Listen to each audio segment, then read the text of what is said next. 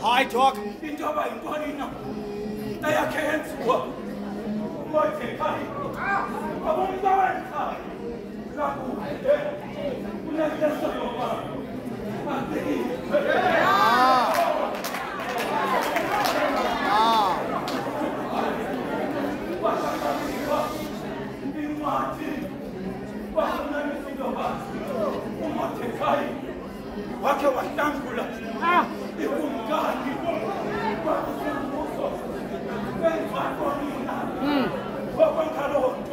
Wenzela mbekoni lo.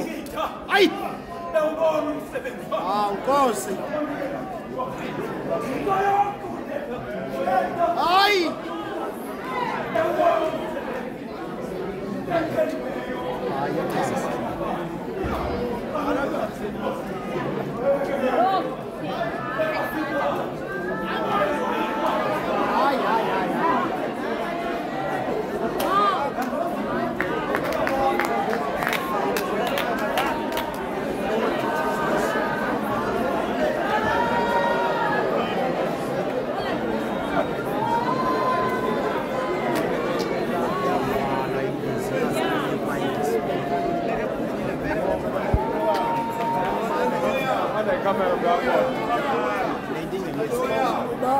Kamera futhi. Babe kuyangama. Siqopha bukhoma futhi. Siqopha bukhoma. Oh my God. Dode nkulu.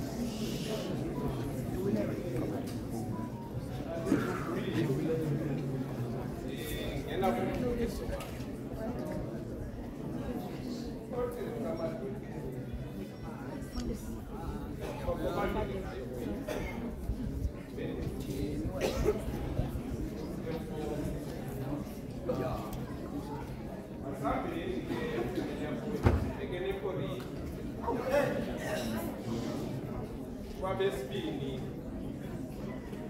umphostoli uPawulos uvakashele ekhaya okwesibili ithi kaThixo u55 ukuya ku57 emva kokuba endulekile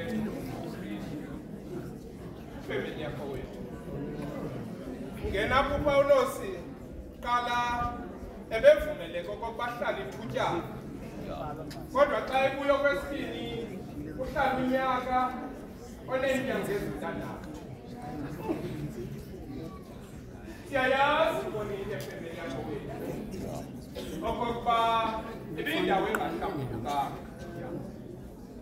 kulapha eKorinte khona endlini kaThixo ngofika bawuncamiso abanye besenza izinto ezikholisa bona kodwa indlu ibe yindlu kaThixo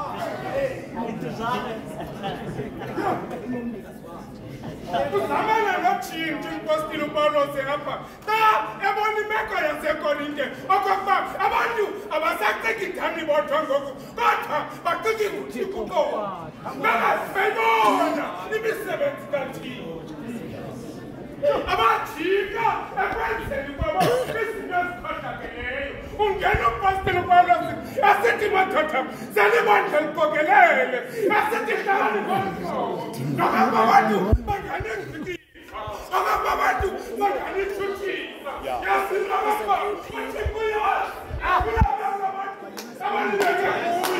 kukhona uthixo ajonge ingomso angajongi namhlanje kuba kakade jodi abantu bakunika ivela namhlanje akade yena uthixo ulungise ingomso lakho uba ufuna uyazi le nto masaveli siyakubade ebantwini wayelapho unyele wenkazana ekade nguyifrente owaziwayo abantu asakukhupuyise ababiza ngamagama besithi unyele wenkazana wena awunadlulifwa kunye nathi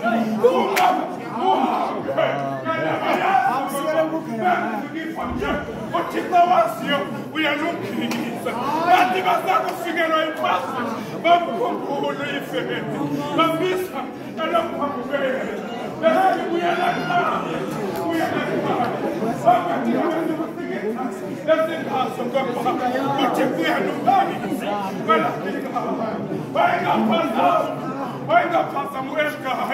Kamkhathi kuhana nawethu isana siqinisayo sasuka nilila emnyakeni wakakathi wesa imeko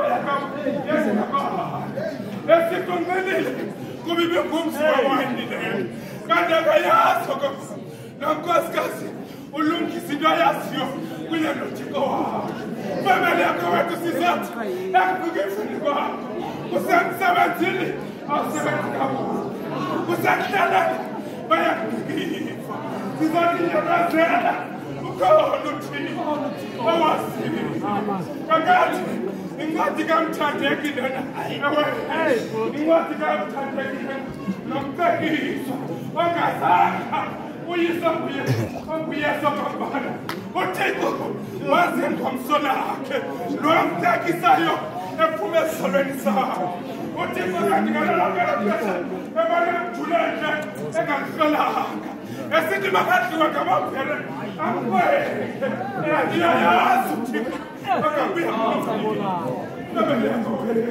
zathi kumekwa kuyo uzungandikezeli akakuphela kobo ukuqondisa kwakho namhlanje ukujotisa kwakho namhlanje ulungisa ingomso lakho iinyembezi zakho zichukumisa kakade inhliziyo kathini baselethilo wathi kwincwadi yakhe inhliziyo yaphaphakileyo atyungileyo uthixo akayitheli ngudavide nostefankayi ngexeshela kwakunye lakhe uabsalomu wena esaphuma kwikhaya lakhe ewe eziphumathele ngekufa esafika kwaphela kwendala wafika kowandele phantsi kwemithi babesiva imifula igeleza wanqenqe ngomqobo wacula ingomethi nobizwa nazinzulu ekithemba lakho kuwe ukuze uthuthuzelele uyazi uthixo ungalahli ithemba hayi nifanele mungene asiphuma ungene